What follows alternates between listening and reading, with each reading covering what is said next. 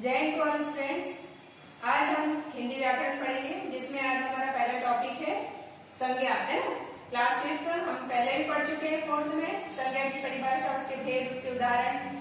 तो आज हम पढ़ेंगे संज्ञा की परिभाषा, उसके भेद और उदाहरण। तो आइए देखते हैं। संज्ञा की परिभाषा तो सबको याद होगी, है ना। मैं आशा करती हूँ सबको याद ही होगी। तो एक बार फिर से रिवाइज कर लेते हैं। संज्ञा की परिभाषा है किसी व्यक्ति, वस्तु, स्थान, प्राणी और भाव के नाम को संज्ञा कहते हैं। ठीक है, मैं एक बार फिर से रिपीट करती हूँ। संज्ञा की परिभाषा किसी व्यक्ति, वस्तु, स्थान, प्राणी अथवा भाव के नाम को संज्ञा कहते हैं। इसके कुछ उदाहरण हैं, आइए देखते हैं।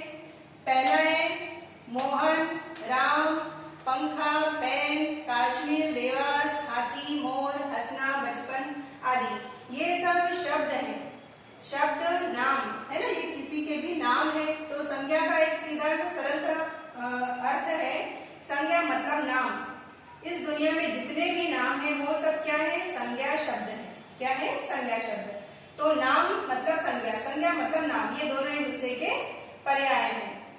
तो अब यहाँ पर हमने पहले देखे कि दो नाम दे रखे हैं, मोहन और राम। तो ये क्या है? ये व्यक्तियों के नाम है। दिख रहा है यहाँ पे व्यक्ति के नाम।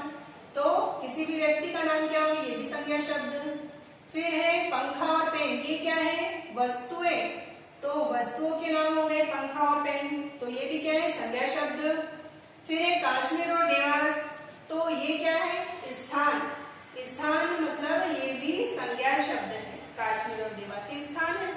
फिर है प्राणी। अब यहाँ पे दो नाम दे रखे, प्राणी, हाथ, मतलब जो भी जानवर है उसमें सभी जानवर है ना, हाथी, मोर, ये क्या हो गए? प्राणियों के नाम। तो ये भी संज्ञा शब्द हुए। फिर है हंसना और बचपन, ये है भाव के नाम। मतलब जितने भी भाव के नाम है वो भी क्या कहलाएंगे? संज्ञा शब्द। तो ये इनके कुछ उदाहरण मैंने आपको यहाँ पर दे रखे हैं। तो ये सारे नाम जितने भी है इस दुनिया में वो सभी संज्ञा शब्द कहलाते हैं। अब आइए देखते हैं इसके भेद। इसके 3 भेद हैं। पहला है व्यक्तिवाचक संज्ञा, दूसरा है जातिवाचक संज्ञा और तीसरा है भाववाचक संज्ञा। तो पहले देखते हैं व्यक्तिवाचक संज्ञा क्या होता है। इसकी भी परिभाषा और इसके उदाहरण दे रखे हैं, देखिए आप। व्यक्तिवाचक संज्ञा से एक ही विशेष व्यक्ति या वस्तु अथवा प्राणी का बोध होता है ना। व्यक्ति विशेष मतलब इस दुनिया में ऐसे तो बहुत सारे व्यक्ति हैं, तो वो सारे तो संज्ञा शब्द है, लेकिन व्यक्तिवाचक संज्ञा कुछ विशेष या इस दुनिया में उस जैसा कोई एक ही हो, वो कहलाएंगे व्यक्तिवाचक संज्ञा। मतलब व्यक्तिवाचक संज्ञा के अंतर्गत आएंगे। तो हम उदाहरण के माध्यम से समझते हैं। पहला उदाहरण है राम। अब राम कौन? राम नाम के तो बहुत सारे हैं, लेकिन कोई एक विशेष व्यक्ति है राम, जिन्हें हम सब जानते हैं, इस दुनिया में सभी लोग जानते हैं। राम कौन थे? अयोध्या के राजा राम, जिन्होंने रावण को मारा था, ये वो है। मतलब विशेष व्यक्ति की बात हो रही है यहाँ पे।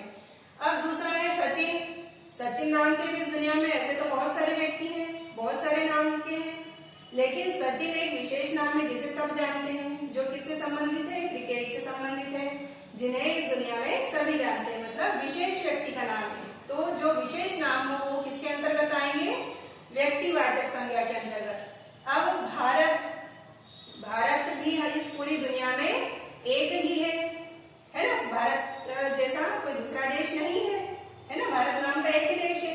जापान, जापान नाम का भी एक ही देश है, इसलिए ये भी किसके अंतर्गत आएंगे? व्यक्तिवाचक संज्ञा के अंतर्गत। गंगा, इस दुनिया में नदियां तो बहुत सारी है, लेकिन गंगा नाम की विशेष नदी सिर्फ एक ही है।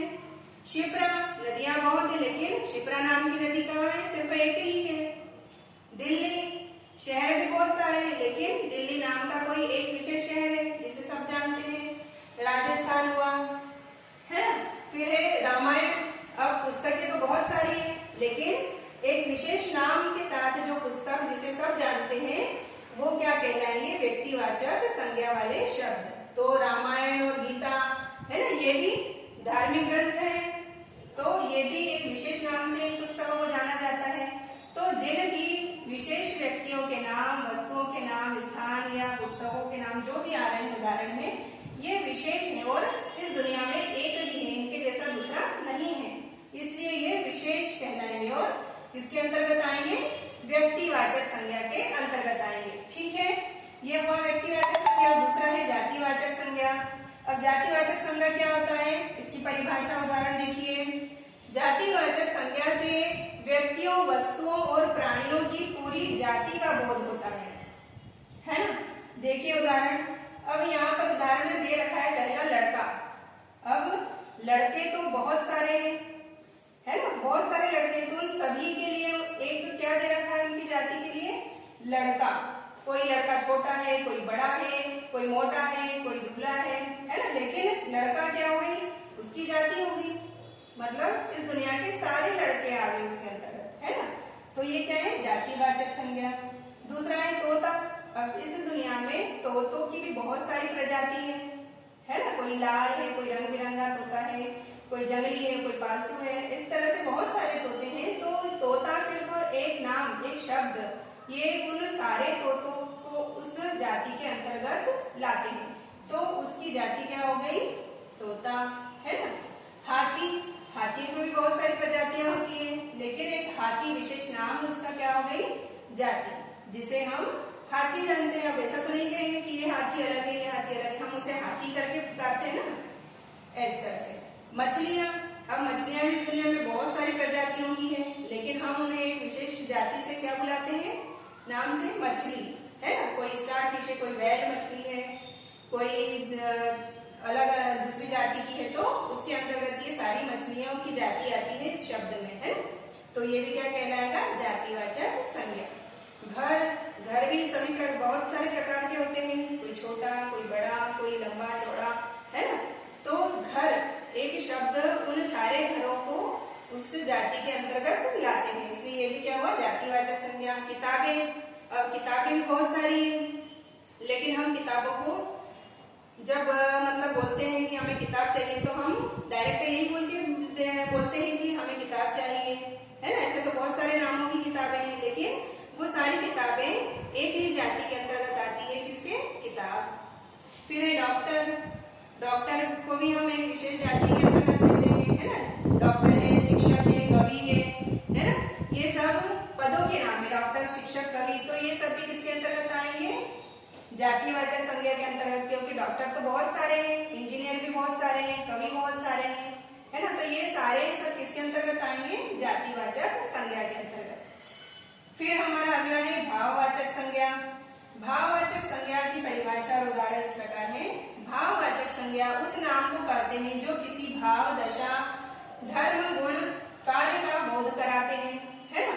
अब भाववाचक संज्ञा क्या है, जैसे हंसना, रोना, खेलना, पढ़ना, बचपन, बुढ़ापा, ये सब क्या है, भाव, जो हमारे शरीर में या हमारे चेहरे पर जो भी हमारे परिवर्तन होते हैं, वो सब क्या कहलाते हैं, भाव।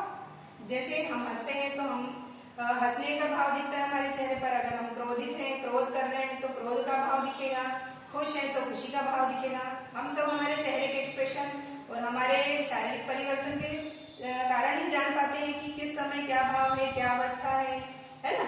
तो इसके भी कुछ उदाहरण हैं। पहला है क्रोध, हंसना, तो ये किसके अंतर्गत आएंगे, ये आएंगे भाववाचक, है ना, भाववाचक है ये। फिर रोना, ये बचपन, बुढ़ापा, ये क्या है, दशा, ये भी मतलब सारे शब्द भाववाचक संज्ञा के अंतर्गत ही है ना, लेकिन यहाँ पे कुछ विशेष शब्द दे रखे हैं, भाव, दशा, धर्म, गुण, कार्य, है ना। तो उसके अंतर्गत इनको हम इस तरह से बांट सकते हैं कि भाववाचक के अंतर्गत क्या है, क्रोध, हंसना, रोना, और दशा के अंतर्गत है बचपन, बुढ़ापा, और गुण, वीरता, आनंद, और कार्य क्या है, जो हम करते हैं, लिखाई, पढ़ाई, ये सारे शब्द भाववाचक संज्ञा के अंतर्गत आते हैं। तो आशा करती हूँ आपको ये संज्ञा, उसकी परिभाषा, भेद, उदाहरण सब समझ में आया होगा। तो आप इसे अपनी हिंदी व्याकरण की कॉपी में लिखना है इसे, और अच्छे से लिखकर इसे एग्जाम के लिए भी तैयार करना है। तो आप अच्छे से इसकी तैयारी कीजिए और अपनी रिवीजन कॉपी और एचडब्ल्यू कॉपी कंप्लीट कीजिए। धन्यवाद।